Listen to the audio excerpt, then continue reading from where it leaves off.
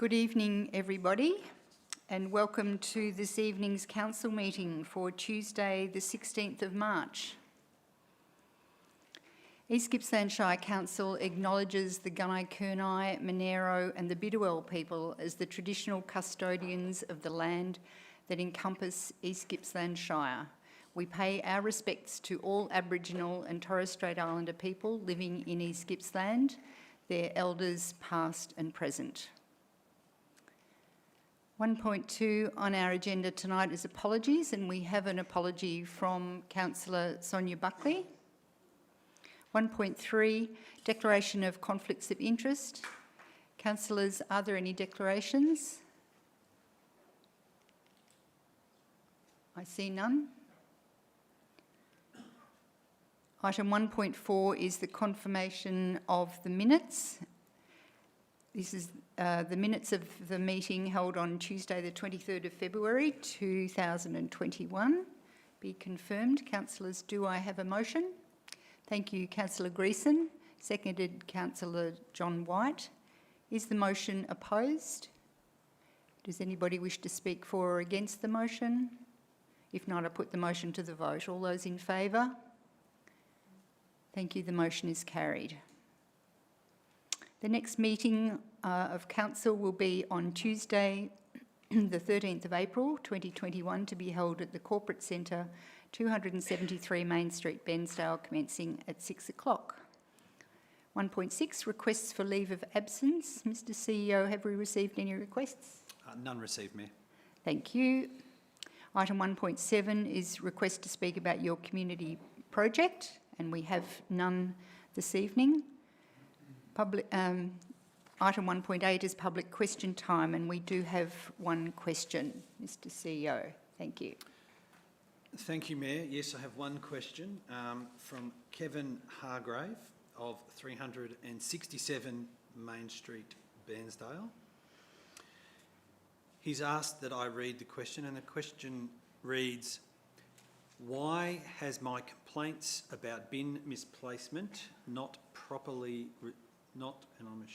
been properly resolved to prevent this happening? It has been suggested that it has been my rough verge. It is not rough, and it complies with AS 1428 and Australian roads requirements. In 2 years and 9 months, 132 videos, the bin has been broken 8 times and replaced twice. It has also caused trips and injuries to others. Why can't someone stop this dangerous practice? And just for context and the minutes, Mayor, there were some videos that were shared with councillors showing this, and I believe that the General Manager of Assets and Environment has a response that we can talk about tonight. I'll pass over to Ms Weigel. Thank you, Mr CEO.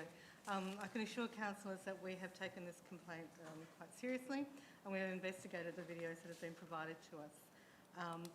There have been a range of changes that we've tried to implement with Mr Hargraves, and we're actually working with our contractor on some additional changes that I think it's probably best that I just take offline and discuss directly with the complainant, Mr Hargraves, rather than outline here. So I'll take it offline and respond directly to Mr Hargraves. Thank you. Thank you, Ms Weigel. We have no further questions. Item 1.9 is petitions, and I believe we have no petitions this evening. Item 2 is notices of motion and or rescission, and we do have a notice of motion this evening. Councillor Reeves. Thanks, Mayor and councillors. Councillors, it's my intention to move tonight that East Gippsland Shire writes to the Honourable Lily D'Ambrosio, Minister for Energy, Environment and Climate Change, and the Honourable Jane Garrett, Upper House Member for Eastern Victoria, to urgently request the prioritisation of township protection operations for Marlow in East Gippsland through strategic, mosaic or planned burning and vegetation management. Thank you, Councillor Reeves. Do I have a seconder for that motion? Thank you, Councillor Allen. Councillor Reeves, would you like to speak to the motion? Thank you, Mayor Uri and councillors. Councillors, as you're aware, severe fire impacted the area around Cape Conran and Marlow Plains in December 2019 to January 2020, the Black Summer fires. The fires devastated Cape Conran National Park infrastructure. The fire was racing towards Marlow when a providential wind change occurred. The township of Marlow cannot rely on the fickle provenance of wind and weather next time. The fact that a Malakuta-like catastrophe did not occur in Marlow was mostly due to luck and not preventative management. During those Black Summer fires, the Cape Conran Road vegetation was widened and a great effort was undertaken to ensure the road and transit security along that road. As a result of the clearing operations, considerable dried and heaped windrows remain along the Cape Conran Road. There is a sense, and councillors and a reality, that Cape Conran Coastal Park has not been strategically managed with burning for either vegetation, environment or township protection for more than 20 years. And I have reviewed today the Cape Conran Coastal Management Plan, and that seems to be the case. The presence of large piles of now dried foliage along the roadside, plus the intense growth of coastal vegetation, which is volatile and dense, is a cause for great concern for the community. The community feels the opportunity to ensure the protection of Marlow Township is slipping away. The community wish for urgent management work to be undertaken this autumn along the Cape Conran Coastal Park to protect Marlow from the next inferno and conflagration. There was much vigorous work undertaken in the fire period to strategically protect the township, and councillors, I hope that this can be continued. I urge your support in this matter. Thank you, Councillor Reeves. Councillor Allen, would you like to speak to the motion? Just to endorse everything that Mark has said, I think it's something that urgently needs to be addressed. Thank you, Councillor Allen. Is the motion opposed? Councillor Crook? I'd actually like to propose an amendment, if that's possible, Madam Mayor. Thank you. Councillor Crook, would you like to state your amendment? Yes, I'd like to add to the end of Councillor Reeves' motion and request that limited resources are redirected to concentrate on bushfire risk mitigation measures on the areas next to towns in the East Gippsland Shire, prioritising the protection of local communities and assets over planned burns in uninhabited areas. Thank you. Thank you. And that amendment is now up on the screen for everybody to see. Do I have a seconder for that amendment? Councillor Stowe, thank you. Would you like to speak to your amendment, Councillor Crook? Yes, certainly, thank you. Councillors, fire management's highly controversial Sorry, Councillor Crook, that wasn't the correct process. I want to firstly ask if it's okay for the mover and the seconder, if they will accept the amendment. Thanks, Mayor and Councillor Crook. Yes, I absolutely accept the amendment. I think it adds power and weight to the intention of the notice of motion. Thank you. Thank you, Councillor Reeves. Councillor Allen? Yes, I totally agree with Tom's amendment. Wonderful. Then this becomes the substantive motion that we now have in front of us. So, Councillor Crook, would you like to now speak to the substantive motion? Yes, certainly. Thank you, Madam Mayor. Councillors, fire management's highly controversial and contentious as an issue generally, and to be honest, I have serious concerns about the way we use and don't use fire in the landscape. But for the moment, with those concerns aside, I really believe that taking an evidence-based approach to land management decision-making is critical, and that simply doing what we've always done is just not going to cut it, as environmental and climatic conditions continue to change. In fact, new research published in the Sydney Morning Herald and Age just yesterday reaffirms that the drying, heating climate under global warming is making hazard reduction burning increasingly less effective. There has been an irreversible change in fire weather conditions since the 1970s, and put simply, the game has changed. Targeted burning within 1 kilometre of houses and towns can help to protect them from bushfires, but the peer-reviewed evidence suggests that burning forest miles away from houses doesn't protect those houses. Climate change is lengthening the fire season and increasing the risk of extreme fire events by reducing winter rainfall in southeastern Australia, further drying bushfire fuels and bringing hotter springs. Australia now experiences 10 times more extreme fire weather days each year than in the 1960s.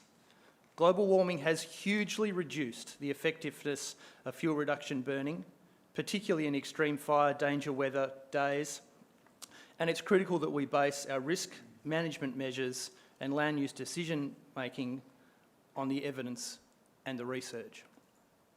I urge you to support this motion in its current form. Thank you, Councillor Crook. Councillor Stowe, would you like to speak to the motion? Yes, I think this is an excellent motion by Councillor Rees and a necessary one, and Councillor Crook's amendment strengthens it. It's important that we protect the towns, and this will go some way towards doing that. Thank you, Councillor Stowe. Is the motion opposed? No. Would anyone else wish to speak in support of the motion? No. If not, I put them... Councillor White? I was just wondering, do we get to ask questions? Can we ask a question? I think you would be allowed to ask a question of the mover of the original motion. Yes, please. Yes, certainly. So, Yes, Councillor Rees, for clarification, yes. during the bushfires, there was a substantial peat fire that occurred in that region. Would a control burn cause another peat fire? Could that be a possibility? Thanks, Councillor White, for that question. So the peat fire was quite close to Cape Conran, around Conran Creek, that area. This area that is proposed for Marlow Township protection is about 6 or 7 kilometres west on the Cape Conran Road, and it includes the strip of coastal vegetation between the road and the sea, hopefully, and also the Crown Reserve and Coastal Park along the Cape Conran Road from about Point Ricardo towards Marlow. So it is away from that peat fire area. Thank you. Thanks, Councillor White. Would anybody else wish to speak for or against the motion? If not, I'll put the motion to the vote. All those in favour? Thank you. The motion is carried. Item number 3 is for deferred business. Mr CEO, we have no deferred business. Correct, Mayor, there's no deferred business. Thank you. Item number 4 is for councillor and delegate reports. Councillors, are there any reports this evening? Yes, we'll start with you, Councillor Reeves. Thank you. Thanks, Mayor and councillors. I have, for the record, submitted a report which details a number of activities, but I just want to draw attention in particular to Genoa and recently attending the announcement of the rebuilding of the Genoa footbridge. Now, this is a really important piece of infrastructure for Little Genoa. Genoa was indiscriminately smashed by that fire in the Black Summer fires, and that beautiful timber road bridge, which was a real icon of East Gippsland. It welcomed so many tens of thousands of travellers into East Gippsland as they came, pardon me, down the hill into Genoa, was destroyed. And I'm proud to say and announce that we've received funding to rebuild that bridge as a contemporary footbridge out of contemporary materials, fireproof materials, but also that the actual aesthetic will replicate the original timber trusses. So as we come down the highway, that bridge will look like the original bridge, and it will provide a link for that community to the caravan park there, one of the busiest caravan parks in, pardon me, in East Gippsland. I did speak at the time to the community when I was there, and it was really resounding how that bridge destruction was a symbol of the disunity that fire caused that community. One of those indiscriminate outcomes of bushfire and emergencies is the cracking and fracturing of communities, and we know that through a lot of the work in bushfire recovery. But I think that the symbolic nature of rebuilding the bridge is really incredibly important for that community, and I think for the tens of thousands of visitors who will again pour into Victoria on their holidays and see that bridge again, it will be a fantastic symbol of rebuilding and reuniting our community after the fires. Thanks, councillors. Thank you, Councillor Reeves. Councillor Crook? Thank you, Madam Mayor. Yes, I attended the Australian Coastal Councils Association meeting yesterday, and just for the benefit of the council, the role of the Coastal Councils Association is really to advocate on behalf of coastal councils, and it also commissions research on behalf of councils in relation to coastal issues right around the country, including coastal erosion and the impacts of sea level rise, the shortfall in resources to meet increasing demand for infrastructure and services, and the legal risks faced by coastal councils in relation to planning for climate change. The coastal zone is actually home to most of Australia's state capitals, to most of the nation's commercial assets, and to more than 85% of the Australian population. It plays a pivotal role in the life of the nation. However, it's under increasing threat from a complex set of coastal hazards associated with the changing climate, among other things.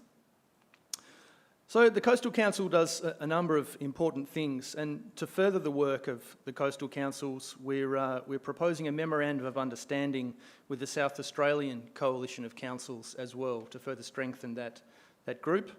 And we're also looking to hold a national coastal hazards conference later this year.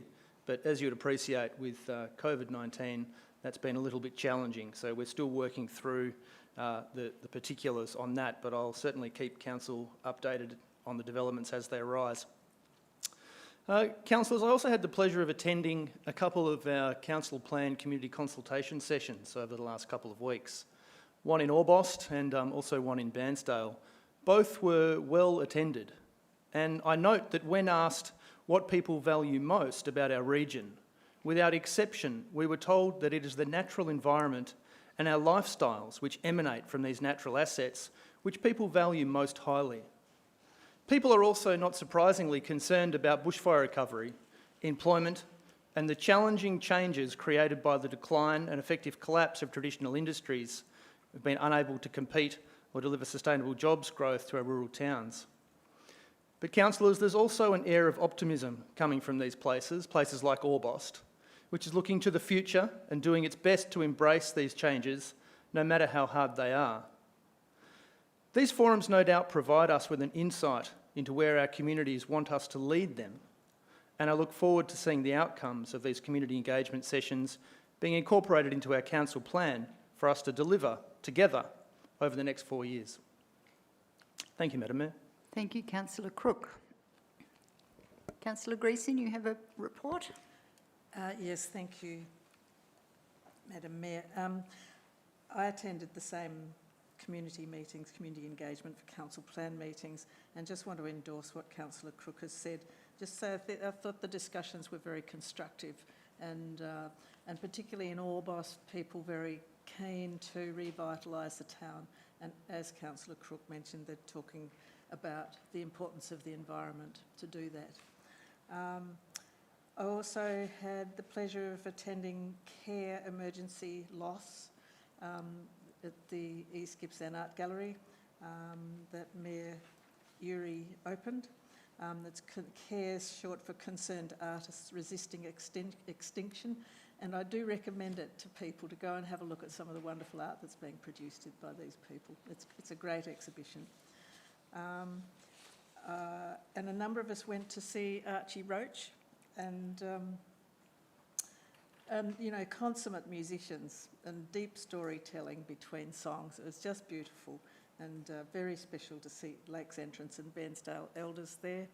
And you know, a bit sad to see him wearing nasal prongs, oxygen cylinder, but he was remarkable.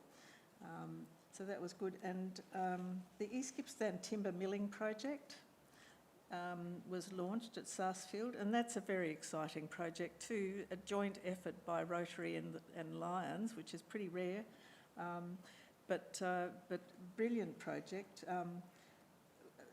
A supportable mill, I've forgotten the name of the mill. Thank you, Lucas. Designed to move between properties that were burnt and to mill fallen timber and turn it into useful, you know, fences or gates or whatever people need. So it's actually received quite a lot of publicity. I think Channel 2 has run a story on it, and it's a very good project, that one. I think there's a few other things I've been to, but that's enough. Thank you. Thank you, Councillor Greason. Councillor White? Thank you, Mayor. It was Friday week ago. It was such a great privilege to attend the opening of our restored Penstyle Cenotaph. The work done on it is absolutely outstanding. The original was 99 years old, and using sandstone, it was falling down. Now it's been restored by a very competent company that is their trade, and it's in marble, it's polished, it looks magnificent. So my hope now is that we can actually have an Anzac Day ceremony this year to not only to honour our fallen, but to also showcase our new newly restored cenotaph, because you know, it's been a long time coming. Lots of people saw it wrapped in plastic for months and months and months, but once it was unveiled, they've done a really good job. And the Mayor, of course, opened it, so I'm sure she might have something to say about that too. And then last Thursday, on behalf of the Mayor, I attended the East Sale RAF base for it's RAF week, but it was also their 100th anniversary as a military force in Australia. Obviously formed not long after the aeroplanes were first used in the First World War. So that was really good. It was good to see our federal member Darren Chester there to address the group, and of course, as Veterans Affairs Minister, you know, he was right across all of the things of the past and spoke glowingly of those who had served, and it was just it was great inside the mess, and to make connections with people, but then to walk out in the evening around 10 o'clock, and the place was still abuzz. All you could hear was helicopters, large planes landing and taking off. I don't think the place shuts down, but it was quite an experience. And of course, just last night, just a minor, or I won't say minor for the people involved, but we did attend a planning consultation meeting for a property in Meetung. So yeah, that's my lot. Thank you. Thanks, Councillor White. Councillor Allen? Thank you, Mayor Mendy. Last Wednesday, I had the pleasure of attending the ceremony of the home porting of HMAS Jules at Malakuta, and I won't steal Mayor Mendy's thunder because I know that she totally enjoyed it too, but I'd just like to read out a message that I received on Friday afternoon, and it reads, "Hi Councillor Allen, I am resident here in Western Australia and watched with horror the experiences of your local community during the fires last year. I observed that Malakuta has been named the home port of HMAS Jules. For regional tourism, community cohesion and the inspiration of young people, I wanted to reach out and say I think that the decision was exceptional and I could not think of a more appropriate home port. My hope is that the recovery process in the region is proceeding full steam ahead. Have no doubt East Gippsland is now on the bucket list holiday destination for my wife and I. Signed, Peter, Western Australia." Wow. Thank you, Councillor Allen. A great message to receive. Councillor Stowe? Thank you, Mayor. I attended the Hobie fishing competition in the Nicholson River at the weekend, and 40 competitors from all around Australia. It's the first of the Australia-wide events, first round, and they asked me to express their gratitude to Council for sponsoring the event. They said they don't get the support like this in many places, and they were really pleased to get it from us, so thank you everyone. And recently, with the President of the Chamber of Commerce, we had a look around the empty shops for Bairnsdale. There's a few of them, and they're in a fairly poor state. Some of them is cobwebs, there's literature thrown under the doors, there's graffiti on some of them, agent signs hanging off them. So the Chamber of Commerce have undertaken to speak to the agents to try and get the owners to do something about the shops. It's a bad look when we have tourists in town, it's a bad look for the locals too. The better news is that I understand there's been 17 empty shops in the central business district that have been leased over the last few months. So I noticed a couple of new businesses, including Optus recently, so that's all good for the town, and business is going along very, very well in Bairnsdale, you'll all be pleased to know. Thanks, Councillor Stowe. Councillor Van Diggle. I don't have anything to report. Thank you. Okay. So I have submitted a written report which will form part of the minutes. I've attended a lot of events, of course, but I wanted to highlight just a few, and one of them was the Chills event because it was something really out of the ordinary, I think. It was fantastic to be able to attend with Councillor Allen, and the team of East Gippsland Shire Council event and comms staff did an amazing job to host that event. So many positive comments coming from not only the Commander Houlihan, who was also Commander of the Chills at the time of the evacuation, but also a number of the crew who were there on that day as well, and commenting about how it was really a career highlight. One of the best things they've ever done was to be on a mission to rescue their fellow human beings. And from the other side as well, the people who needed rescuing had nothing but praise for the people, for their professionalism and the way they managed the evacuation under difficult circumstances, but outstanding. All the comments made were around the care and the kindness shown to both them and their animals on that day. So it was really quite emotional, but lots of fun as well. We had a sort of a long afternoon tea and lots of time for standing around and chatting to people. So it was really a great day. I also wanted to highlight one of the events around our community consultation. So this was the first meeting. This was a virtual meeting with a group of people who've been gathered by our officers to take part in a deliberative engagement process. So this is around gathering ideas from the community, which will go into our community vision and four-year council plan, which will guide the work of council for the next 4 years. So I just wanted to commend our officers for gathering a diverse group of people to take part in this fairly intensive program. They have a lot of meetings to attend. They'll have lots of reading and things to do as well, but I'm really looking forward to the outcome of that process, and it has relevance tonight. One of the items on our agenda will be to look at a new engagement policy of council, and this comes about because of a change in the Local Government Act, where we are actually required to undertake deliberative consultation with our community, but this is really the first time it's being done, so it'll be interesting for us all to see the outcomes of that.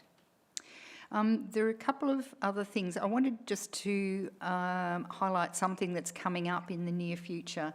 The National Gallery of Victoria Design Week will be featuring events in and around Lakes Entrance. The title of this event is called Waterfront 2021, and it will run from the 31st of March to the 5th of April. I just wanted to highlight this because it's a really significant thing for a group of our creative people here in East Gippsland, of whom I think we should be really proud. And the fact that they've attracted the attention of the National Gallery of Victoria for their design week, and they're coming down and featuring some of the interesting work being done in Lakes Entrance, I think is really spectacular, and congratulations to them. I also wanted to highlight the fact, and this has been in the media so people might know about it, but recently our Shire officers have been the recipients of 3 major LG Pro awards. So this is like the Logies for local government. And 3 major awards is really unheard of in that sector, and there were 2 other projects which were shortlisted as well. So the awards were for the Bright Futures East Gippsland project, which is a very successful community energy efficiency program, the Bosworth Road Recreation Area, disused landfill regeneration project, and the Mobile Recovery Service initiative, which was implemented during the 1920 bushfires. So I just wanted to highlight that again and congratulate Anthony, our CEO, and all the staff involved in those programs for that magnificent result. And just finally to mention, pardon me, yesterday we saw thousands and thousands of people in the streets marching for action on gendered violence and to support gender equality. Now, while I'm not aware of any marches that occurred in East Gippsland, we do know that gendered violence is a huge issue in East Gippsland, as it is in all areas. So I would just like to state that I stand with all women who seek greater justice and equality. Dominance and violence is never okay. So thank you for those reports, councillors. We will now move on to item 5 on our agenda, which is the officers' reports. And our first report is for under Strong Communities, is the Emergency Management Legislation Amendment Act 2018 Committee Reform. And we have the Acting General Manager of Place and Community, Ms Pitkin, please. Thank you, Mayor. Good evening. Councillors, before you is a report titled Emergency Management Legislation Amendment Act 2018 Committee Reform, which is seeking to support changes to Council's emergency management planning framework. The key points of the report for Council to consider are Emergency Management Victoria, the lead agency for emergency management in Victoria, have reviewed and amended the emergency management framework. This came into effect on the 1st of December 2020 with a phasing period to the 30th of April 2021. That you receive and note this report authorising the disestablishment of the current Municipal Emergency Management Planning Committee and to authorise the Chief Executive Officer to establish the Municipal Emergency Management Planning Committee to meet the new requirements. Noting the terms of reference advise that this committee exists separately to Council, noting the membership has changed, officers will assist and support the nomination of councillors if they choose to nominate as a community representative. Officers will acknowledge the members for their work and contribution under the previous membership. I note that Natasha Baker is present to support you with any technical questions that you may have. Thank you, Mayor. Thank you, Ms Pitkin. Councillors, are there any questions?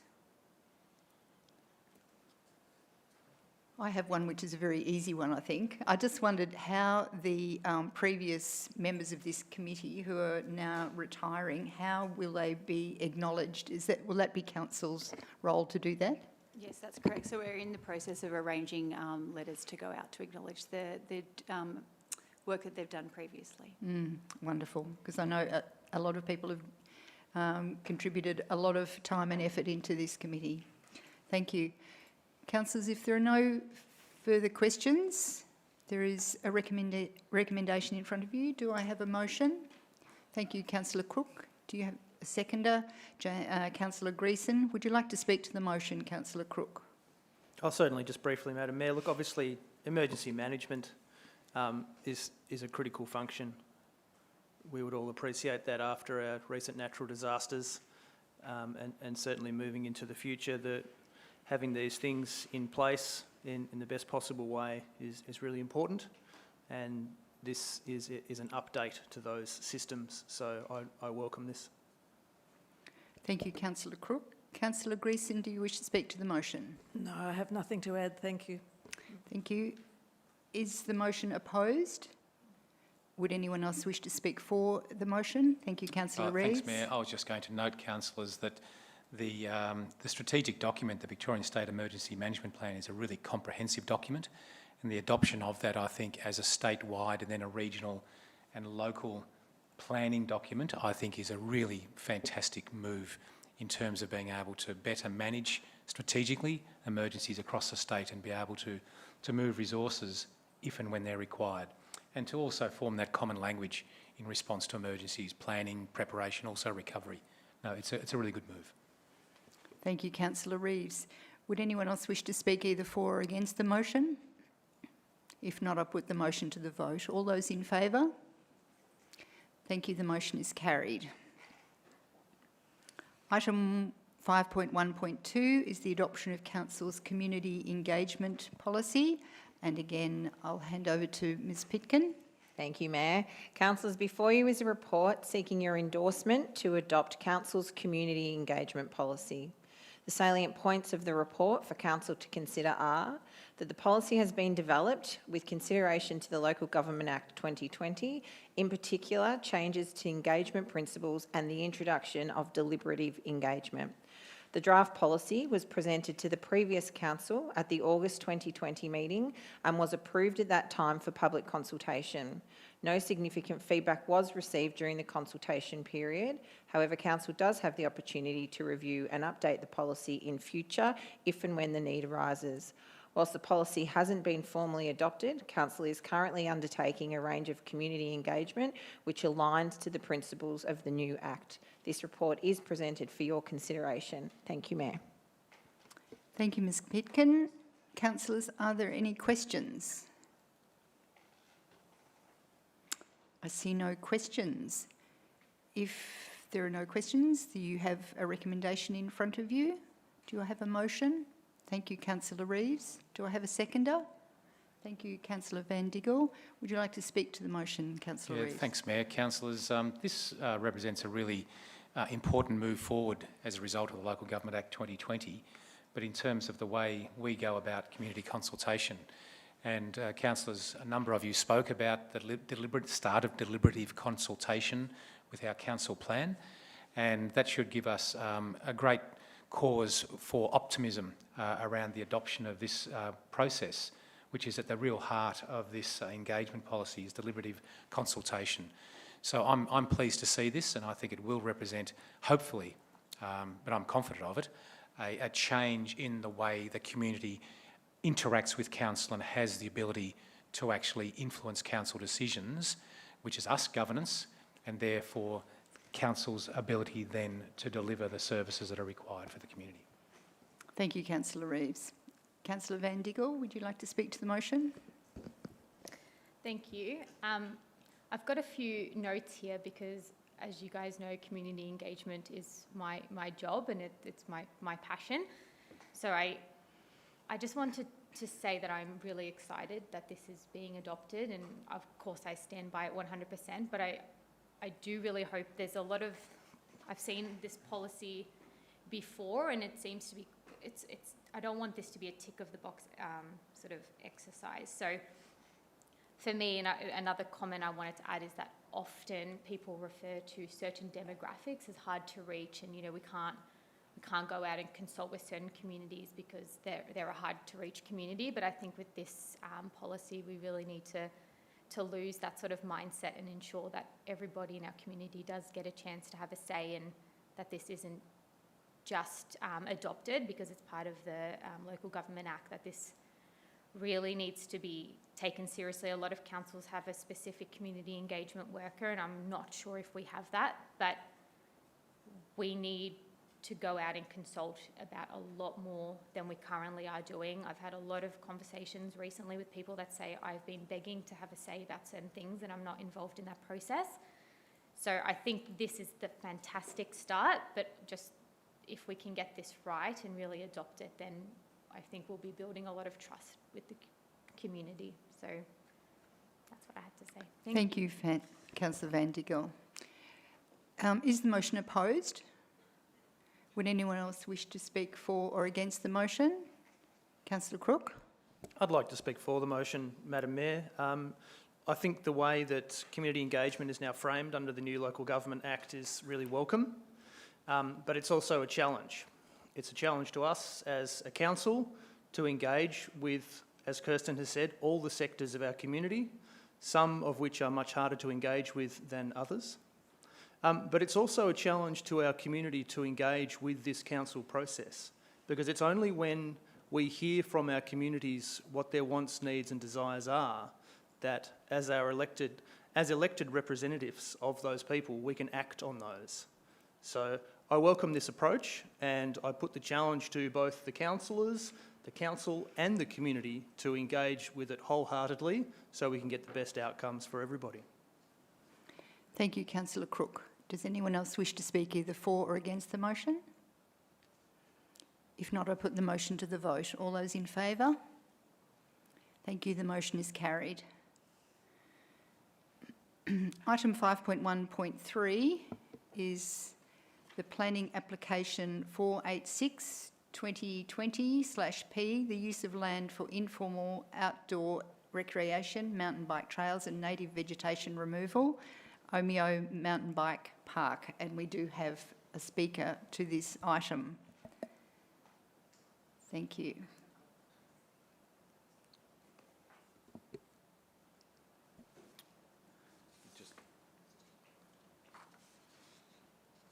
We're just getting him back on. Oh, okay. You may wish to let people know. Amen. So we're expecting Mr. Charles Conley to come on to speak to this item.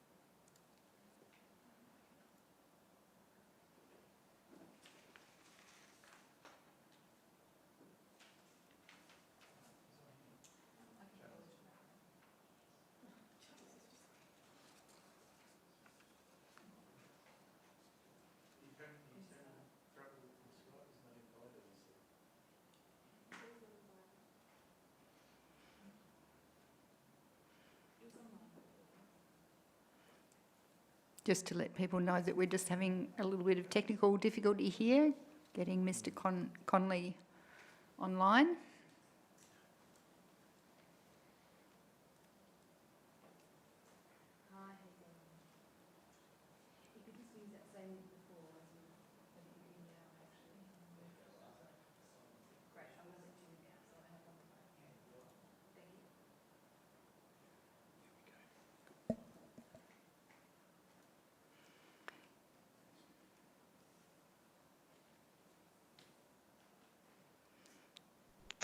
Terrific. Mr. Conley, can you hear us? Hi, how are we doing, Hello. Madam Mayor and councillors? Hello. Welcome to the meeting, Mr. Conley.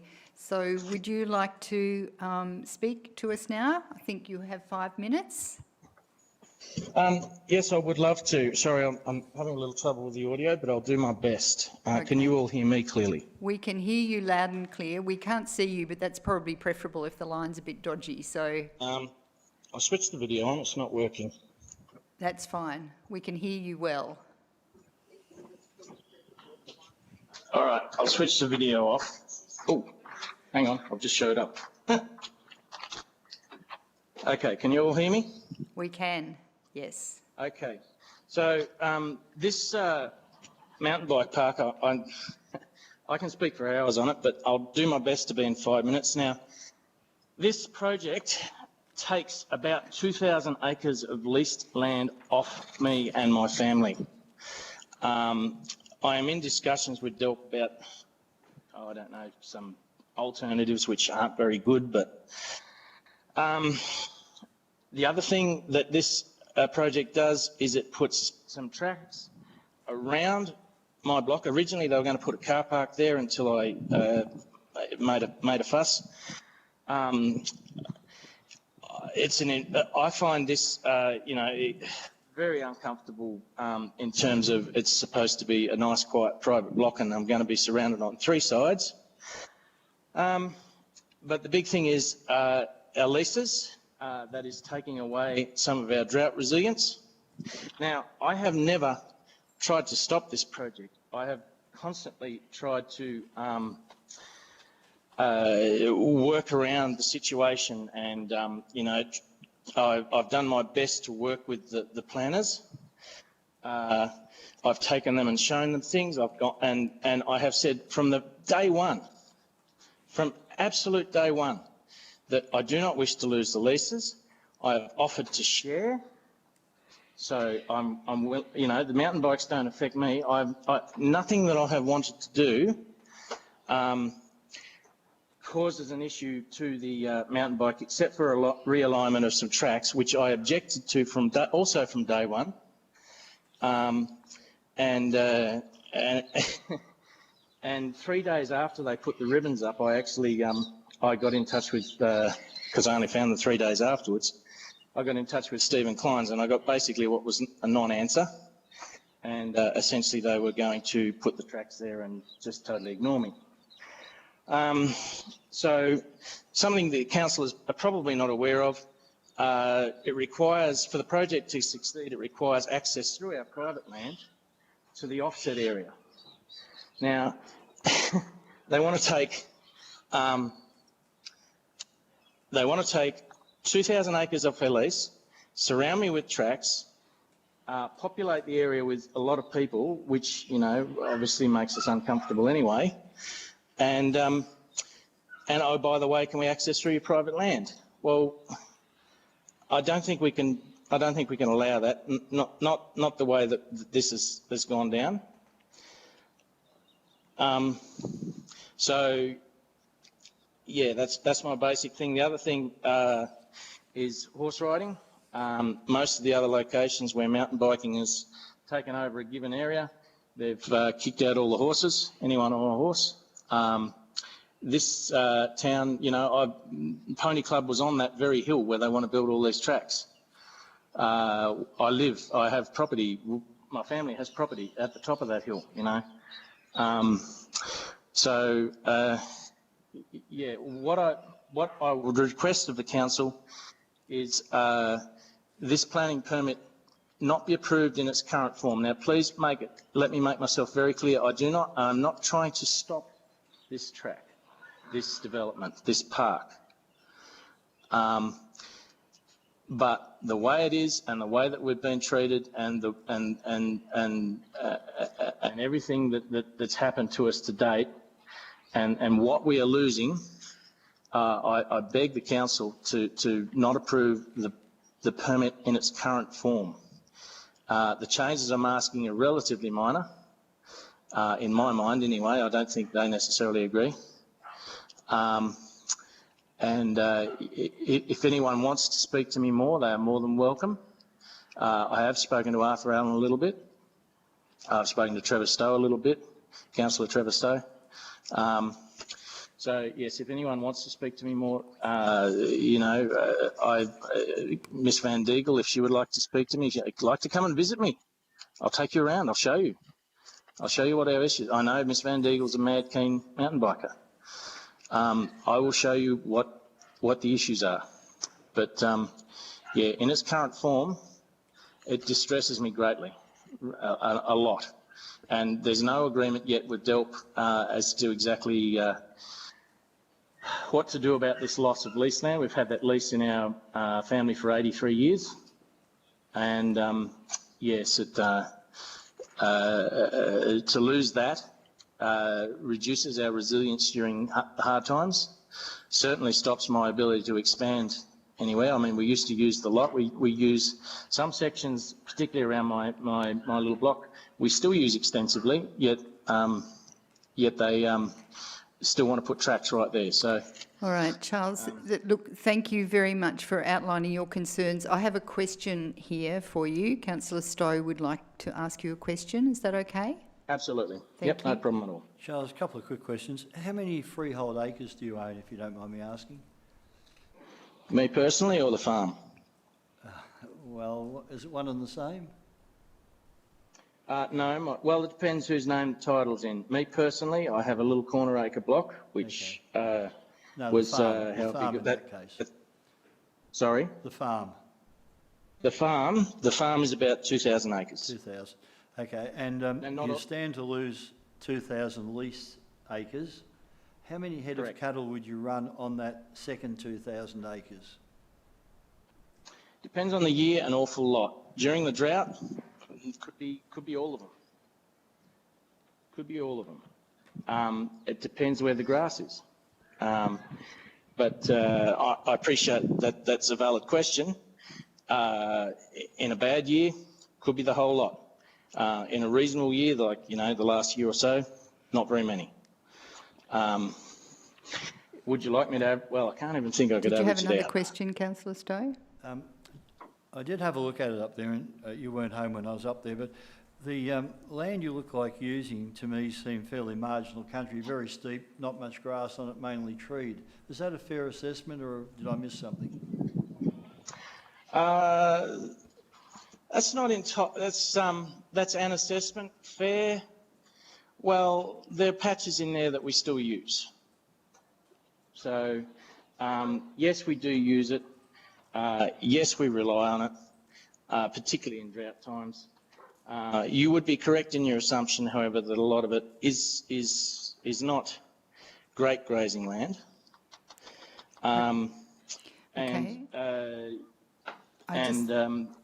Sorry. Charles, I just want to check if there are any other questions councillors want to ask you. No.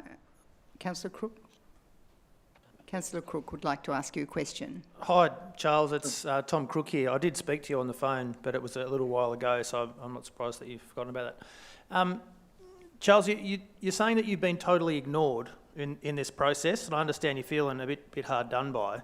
But is that actually entirely true? Because you've also said that the project's been partly amended to suit your requirements. Something about a car park. Okay, so to answer your question there, totally ignored in the sense of the major objections that I have.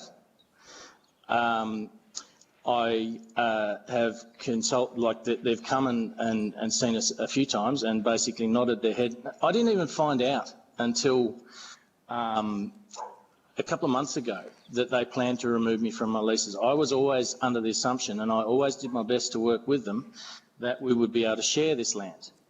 Now, and then I find out that, no, we're taking it off you. So that obviously didn't go down very well. You know, from my point of view, I don't see why sharing the land is not possible, particularly even if it's not cattle, even if it's just sheep. You know, because my father used to run about 1,200 sheep on the place. And by the way, 1,200 sheep, that was all through all that area, like all the worst of that area, there was sheep in there. So, you know, I have considered going back to that, but we haven't really been able to due to wild dogs that were bad, they're not as bad now, and various other things, but I have considered that. Thanks, Charles. Councillor White would like to ask you a question. Sure. Thanks, Mayor, and to you, Charles. You mentioned that the construction workers are requiring access through your property. Is that the only access to the work site?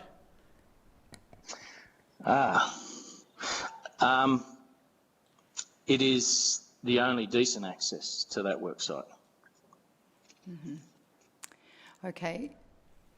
Thank you, Charles. Look, thank you very much for participating and explaining some of your concerns. Councillors will have an opportunity now to consider this planning application, but I just really want to appreciate... Oh, Councillor Crook, you had something else? Oh, Charles, I'd just like to hear from you what you think the way forward is in this circumstance. If you're not happy with what's being proposed, but obviously there's a lot of people in the community who do want this project to go ahead, and our job as councillors is to try and, you know, work out a middle road. What can you see? How can you see this project going ahead that you'd be happy with? Okay, so from my point of view at least, I don't see any particularly major changes that need to be required aside from a few tracks shifted away from my block, which is, you know, a peaceful, quiet bush block being surrounded on three sides. I just find that very, very, very unfair. But anyway, So that's the only real change. The other one, of course, is exactly what comes out of any discussions with DELP. I was always led to believe that we would be able to share usage of this land, and I find out that I can't now. Or no, sorry, I find out that the mountain bikers are unwilling, and it seems that they are unwilling. You know, there's not a lot of sharing going on as far as mountain biking goes. Pardon me, I've actually forgotten the first part of your question. But you want to know how I see it going forward. I do see this as an advantage to the town. I don't understand why me personally and my family have to suffer, you know, quite badly, in my circumstance at least, when I was always willing to work out alternative solutions, you know, and I've just got knockback after knockback after knockback for not, you know, I mean, for instance, I read somewhere it was stated that the project would become unviable if they had to change any of the tracks. Well, how does something that's for free become unviable? That doesn't make any sense.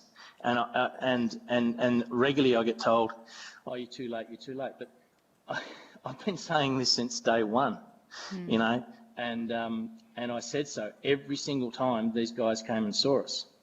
And I actually, the former mayor, Natalie O'Connell, I actually messaged her within 10 minutes of finding the ribbons. And the day that I found out that I would be losing a large portion of our leases, which we've been in our family for 83 years, the day that I found that out, I was unable to talk to anyone. Look, you know. Okay, Charles, thanks again. We've got some of our officers here in the meeting this evening, so I'm sure councillors will be also asking for a different perspective or more information before we consider this tonight. So thank you very much for participating and being willing to answer questions. We appreciate that very much.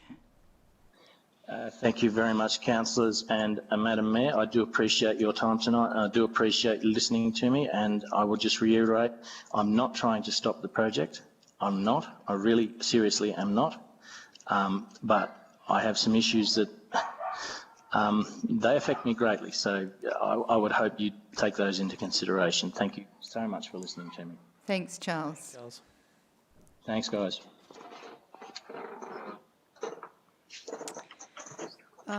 Okay, I'm now going to hand over to Ms Pitkin again, I think. Thank you. Thank you, Mayor. Councillors, before you is a report seeking your endorsement to issue a notice of decision to grant the planning permit application for use and development of land north of Omeo town site, including necessary native vegetation removal for the purpose of informal outdoor recreation, being mountain bike trails. The salient points of the report for Council to consider are: this council-led project is reported to Council for determination in accordance with Council's Planning Permit Application Delegations Policy 2017, as the project has a development cost in excess of $5 million. 4 objections have been lodged through the notification period, and 3 letters of support have also been received. Council officers consider that the objections relate primarily to land management issues, which either have been resolved through concessions or can be resolved through the implementation of the project. Matters with planning merit, including traffic impacts and other amenity issues for neighbouring property owners, are considered to have been mitigated through the project design, and again the project team has advised that any further revisions would be of significant detriment to the project implementation. Extensive engagement with the public and the 4 objectors has been undertaken.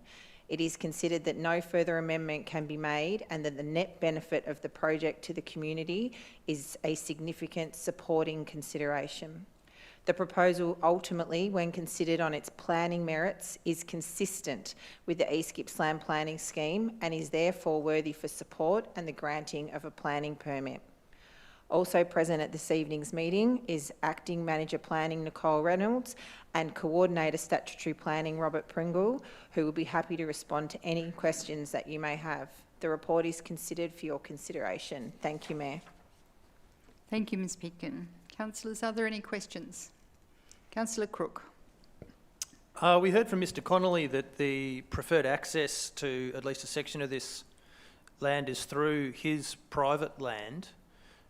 If Mr Connolly's concerns aren't addressed in some substantive way to the point that he's happy with that, is his ability to prohibit the use of that road access going to have negative ramifications for the delivery of this project, or are there alternatives? Ms Pitkin. Robert, do you want to answer that, or are you happy for me to respond to that? I'm happy to respond. Yes, thanks, Jody. You go. Okay, so the land that was being referred to, Councillor, is Crown land that will be used for the offsets, and it's our understanding in our conversations with DELP that they require access to that land, and they're confident that they can find a way to access it. So it hasn't yet been resolved, but they are working on it and continue to do so, and can continue to do so as part of the planning permit if it's issued. Okay, thank you. Thank you, Councillor Crook. Councillor Stowe. Could I just ask, Jody, what's the sticking point with a compromise with him? Is it the terrain itself? If we move the tracks, it's going to be too steep, or is there no way that we can accommodate him and also make this a successful venture? Rob? I'm happy to answer this if you like, noting that obviously we are the deliverer of the project as well. We have undertaken a range of changes to the design, and some of the challenges around the limited road access on the mountain. So there's only limited road and vehicle access to the mountain. So really we're constrained to some extent by the number of alternate vehicle access routes through the terrain. We have worked extensively and looked at options. We've worked with our consultants to look at options. We've made a number of concessions. We've moved car parks. We've moved trails. So we have already done that. You know, we've tried very hard to listen to and respond to the concerns. And I believe we have made significant changes to the design to reflect that. Thank you. Thank you, Ms Weigel. Are there further questions, councillors? Councillor Greeson. I note your comments, Ms Weigel, and thank you for them. Mr Connolly is clearly very distressed by what's happening, although he's very clear that he doesn't want to stop the project. It's very difficult to make a decision at this point without actually knowing what compromises have been made and what he actually really wants. I got from what he was saying, he wants access to that 2,000 acres that his family has been able to run. Did you have a question, Councillor Greeson? Yes, so thank you. Can someone clarify precisely what he wants now that you've not been able to accommodate? Thank you, Ms Weigel.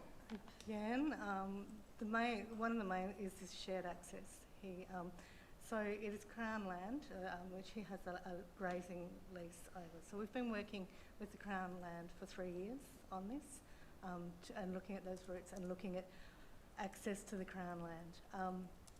The issue is around shared access to that land.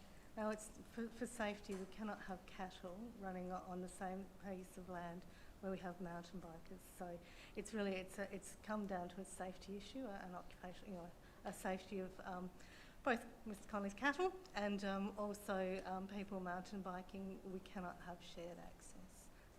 That's the main point of contention. I'm happy to pass back to the planners to. Yes, sorry, just to add to that, one of the other matters that was raised was the access, having the mountain bike surrounding on 3 sides, the mountain bike park surrounding on 3 sides, which from a planning point of view is not for consideration in terms of issuing the permit. Further questions, councillors? Councillor Crook? So can I just get some clarification? Under the current proposal, are we still able to further consider track realignments at a later date? I mean, I understand it's the issue of a permit for planning approval. Are we able to revisit this issue, or is this the point in time where this thing either goes ahead or not, as it is or as it isn't? A decision needs to be made on the recommendation. Yes, no, I understand that part, but are we able to reconsider track alignment at a later date if we are to approve this decision tonight? Thank you, Councillor Crook. We have before us the plans and the application, which requires a decision, subject to the resolution and any further proceedings that may or may not before the Victorian Civil and Administrative Tribunal. There may be subsequent amendments made to what is actually considered, but tonight the plans before you are the ones that the decision is being made in relation to, Councillor Crook. Okay, thank you. So just to make sure I understand, we're considering the plans as they sit before us, but that doesn't preclude some track realignment potential for the future. There is a process in the plan that allows for amended plans to be considered, like standard planning permit applications. In this case, the implications relate to native vegetation removal works, topographical works, and the range of works from respect to just realignment of the tracks is my understanding. Okay, thank you. Any further questions, councillors? If not, there is a recommendation in front of you. Do I have a motion? Thank you, Councillor Reeves. Is the motion seconded? Do I have a seconder? Thank you, Councillor White. Would you like to speak to the motion, Councillor Reeves? Thanks, Mayor and councillors.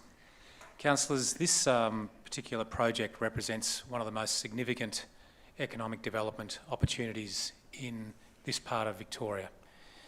The planning and procedures that have preceded this particular point have been long and meaningful and extensive, and a large section of the community of Omeo and the northeast sits poised on the edge of their seat waiting for this development. Omeo has seen a significant economic boom and is a bullish community at the moment, not just with the sale of bulls and cows, but with the potential of this particular economic development opportunity ahead. I do appreciate and understand the concerns of Mr Connolly, but it is Crown land and it does belong to more than one family, I'm afraid, on this occasion. The opportunity for many people to benefit from this land now is something that has been at my consideration for a long time. Councillors, this is the first part of making this a reality. The previous council fought long and hard for the funding, and this community has been, as I said, poised, waiting for this development. There are a number of objections which speak highly of the opportunities that this particular project brings to this community. And I urge you, councillors, to support this planning permit, to allow this first step in the process to proceed, and to support the community of Omeo and surrounds in this amazing and important $5 million investment. Thank you, Councillor Reeves. Councillor White, do you wish to speak to the motion? Yes, thank you, Mayor. I certainly do agree with Councillor Reeves.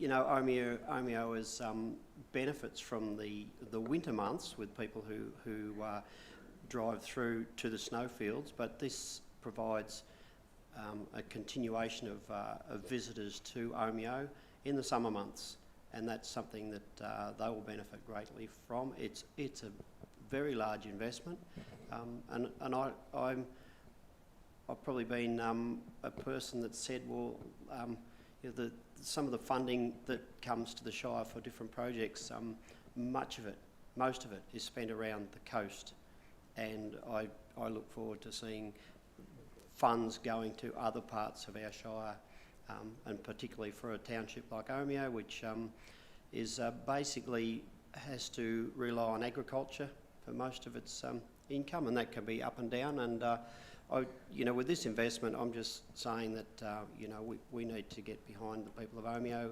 who appear to most wholeheartedly support the project, and it should bring great benefit to them. Thank you. Thank you, Councillor White. Is the motion opposed? Would anyone else like to speak for the motion? Yes, Councillor Stowe. Yes, look, I support the motion because it's too important a project for Omeo not to go ahead, and also it positively affects many, many people. Regrettably, it disadvantages one person, and that one person is going to lose half of his grazing land, albeit marginal country, very marginal country, and I suspect the carrying capacity is significantly less than was stated. But I do feel sorry for Mr Connolly, but for the greater good of the community, I would support it also. Thank you, Councillor Stowe. Does anybody wish to speak for or against the motion? Councillor Crook?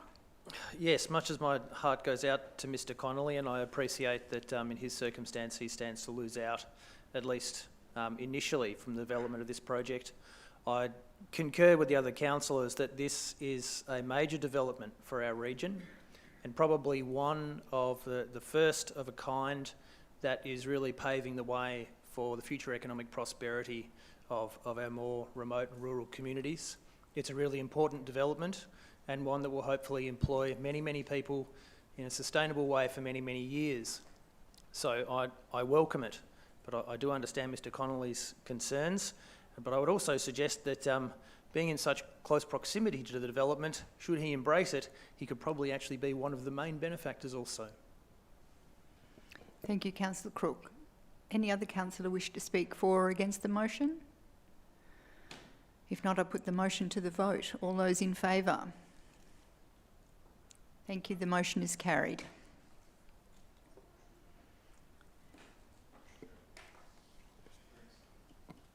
Item 5.2.1 on the agenda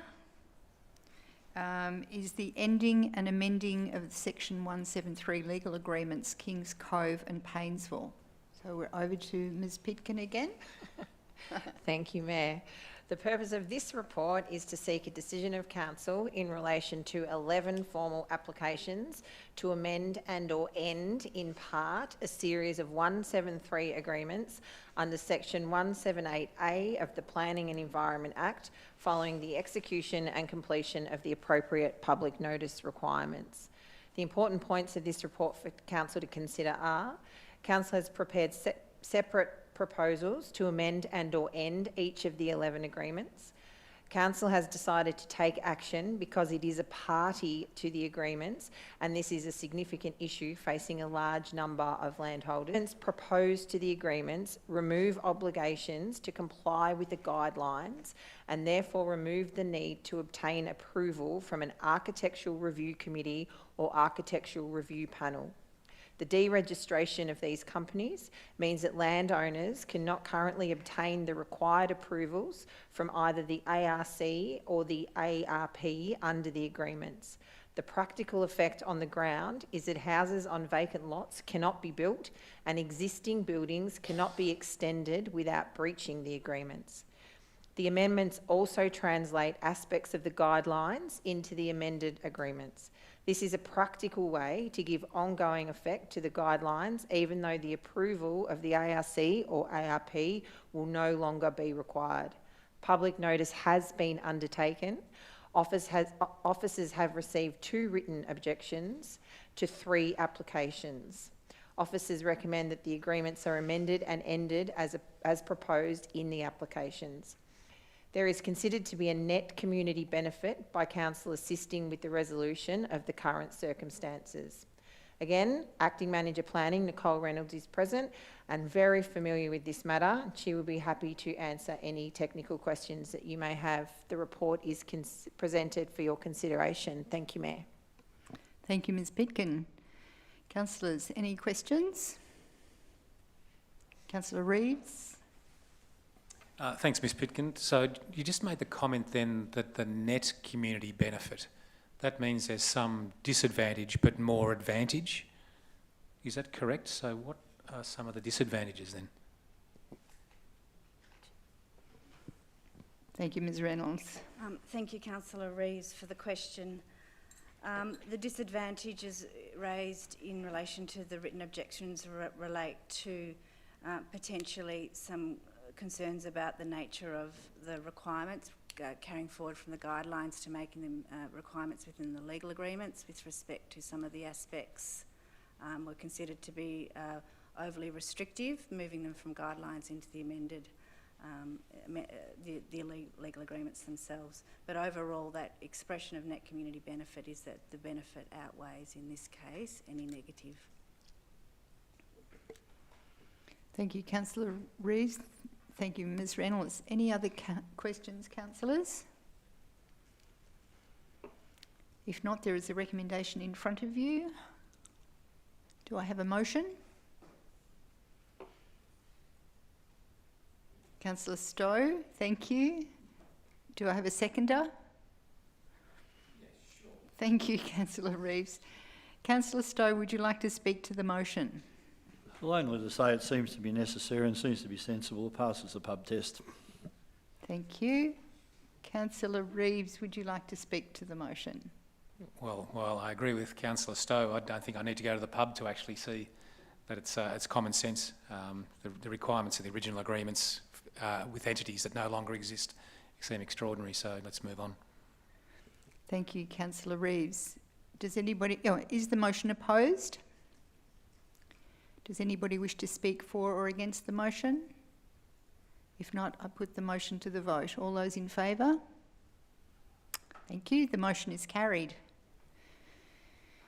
Item 5.3.1 on the agenda is the finance report for the period ending 31st of December 2020. We have Mr Cannizzaro, please. Thank you, Mayor. Councillors, before you is a report titled Finance Report for the period ending 31 December 2020, which is seeking to adopt the finance report for that period, as outlined in attachments 1 through to 7, which is contained in your report. The Local Government Act requires a quarterly budget report to be presented to Council detailing the financial performance to date against the budget. The key points of the report for councillors to consider include that the forecast operating surplus is $12,552,000, compared with an adopted budget operating surplus of $22.6 million. There's a forecast reduction in operating surplus of $10.12 million, which is primarily the result of operating and capital grant income that was included in the adopted budget, but has been accounted for in the 2019/20 financial year result. This adjustment amounts to $6.7 million. There's also been an amount of $3.012 million of expenditure added to the forecast result, also due primarily to grant-funded projects that were incomplete at the end of the 2019/20 financial year. These projects did receive funding in the 2019/20 year, but the works will be completed in this financial year, 2020/21. Also to note is the Working for Victoria grant of $2.83 million, which was not included in the adopted budget. This, however, has a corresponding expenditure line as well, so does not impact the forecast results. Also in the report you will note, councillors, that there is a requirement of the Local Government Act 2020 that the second quarter finance budget to Council includes a statement from the CEO as to whether a revised budget is or may be required. As such, there is a recommendation included in the report that notes, requires council to note that the CEO has advised that a revised budget will not be required for the current year. Also tonight with us is Liz Collins, Manager Finance, who is available to respond to any technical questions that you may have. So the report and the recommendations are presented to council for consideration. Thank you, Mayor. Thank you, Mr Canizzaro. Councillors, are there any questions? No questions on the finance report? There is a recommendation in front of you, councillors. Do I have a motion? Thank you, Councillor Allen. Thank you, Councillor Greason, for seconding the motion. Councillor Allen, you wish to speak to the motion? No, I need to thank Mr Canizzaro for a very comprehensive report, and I commend the motion. Thank you. Councillor Greason, you wish to speak to the motion? No, just ditto. Thank you. Is the motion opposed? Does anyone else wish to speak either for or against the motion? If not, I put the motion to the vote. All those in favour? Thank you. The motion is carried. Item 5.3.2 is the public submission process S223 for the Omeo Caravan Park lease. And we have Mr Canizzaro again. Thank you. Thank you, Mayor. Councillors, before you is a report titled The Public Submission Process under Section 223 of the Act for the Omeo Caravan Park, which is seeking to undertake a public submission process regarding the term of the lease for the Omeo Caravan Park. The key points in the report, councillors, firstly, council is the appointed committee of management for the Crown land on which the Omeo Caravan Park is situated. Council has previously resolved to undertake a competitive expression of interest process for the lease of the Omeo Caravan Park. Under Section 190 of the Local Government Act 1989, Council is required to provide an opportunity for the public to make a submission on the term of the lease if it is to be more than 10 years. You will note in the report that the lease is being proposed at 21 years. Under Section 223 of the Local Government Act 1989, the public has 28 days to provide a submission under Section 223 process. It's intended to have this process commence no later than the 30th of March 2021. In addition, Council is required to provide an opportunity for any submitters who nominate to be heard by Council or a committee of Council to be heard. To give effect to this requirement, Council needs to resolve to form the committee of Council and prescribe a date and time of the meeting and the hearing. In practice, the Committee of Council is a quorum of councillors present. Generally, these meetings occur on a Tuesday during council briefing sessions, and we're scheduling this for the 11th of May 2021, and will only be required if there is a submitter that requests to be heard. So if no one requests to be heard, that meeting won't be held. This report is enabling the process to be conducted in accordance with our statutory requirements and will be completed before the expression of interest process, before the expression of interest process can commence. Today also Manager Governance Bojane DeCosta is with me, who will field any questions you may have, councillors. So the report is and recommendations are presented for your consideration today. Thank you, Mayor. Thank you, Mr Canizzaro. Councillors, are there any questions? Councillor White. Thank you, Mayor. At briefing, there was mention of 7 by 7 by 7, but is this going out as strictly purely a 21-year lease? Yep, so I'll clarify. So that's a 7 years plus 2 further options of 7 years of each option. Okay, so that's that would perhaps enable somebody that wasn't making ends meet or wasn't living up to their expectations to actually do the first 7 years and then excuse themselves from the agreement? That's certainly possible. Thank you, Councillor White. Any further questions, councillors? If not, there is a recommendation in front of you. Do I have a motion?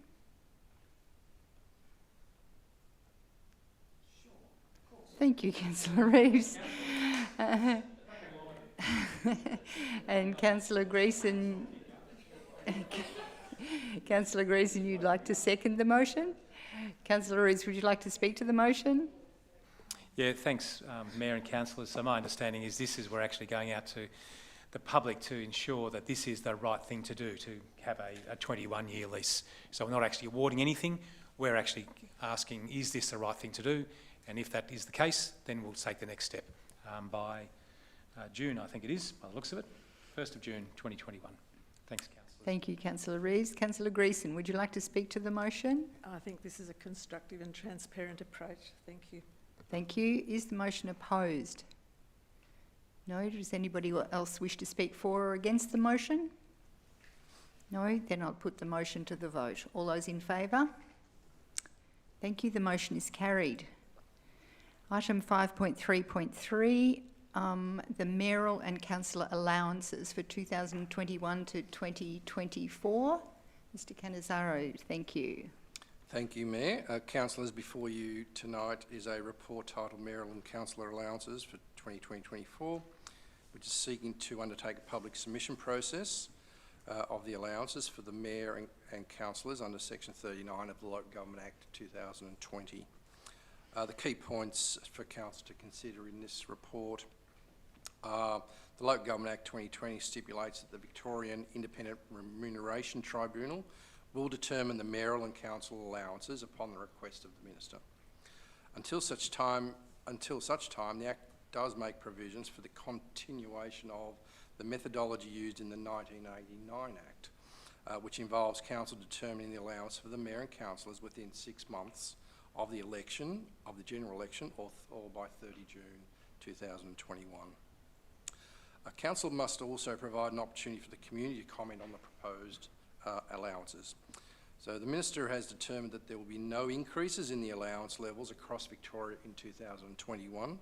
So based on the income and population of East Gippsland Shire Council, this council falls in within the Band 2 as determined by the Local Government Victoria, where the maximum allowance for the Mayor is $81,204 and the range for councillors is between $10,914 through to $26,245. So the report asks councillors to determine the level of allowances for the Mayor and the councillors. You will note that the recommendation within the report is pitched at the maximum allowance which is provided for. So before you today is a set of recommendations within the report. If you have any questions, I've also got Bojane DaCosta, Manager Governance, who may field questions that you may have. Thank you, Mayor. Thank you, Mr Cannizzaro. Councillors, any questions?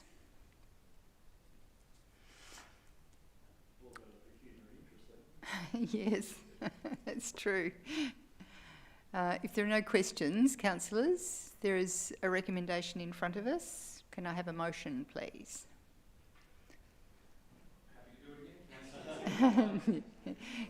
Thank you, Councillor Reeves. And Councillor Allen, thank you for seconding. Would you like to speak to the motion, Councillor Reeves? Thanks, Mayor. Councillors, it always feels a bit strange determining your own salary level, but I know from meeting you in only the short time we have, that the community will get good value for money out of their investment in you. Thank you. Councillor Allen. I really don't have anything to add to what Mark so eloquently said. Thank you. Is the motion opposed? Does anybody else wish to speak either for or against the motion? If not, I'll put the motion to the vote. All those in favour? Thank you. The motion is carried.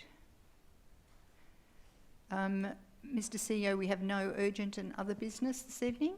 That's correct, Mayor. Thank you. Then, and we have no confidential business either. So we've come to the end of our agenda for this evening, so I'd now like to close the meeting.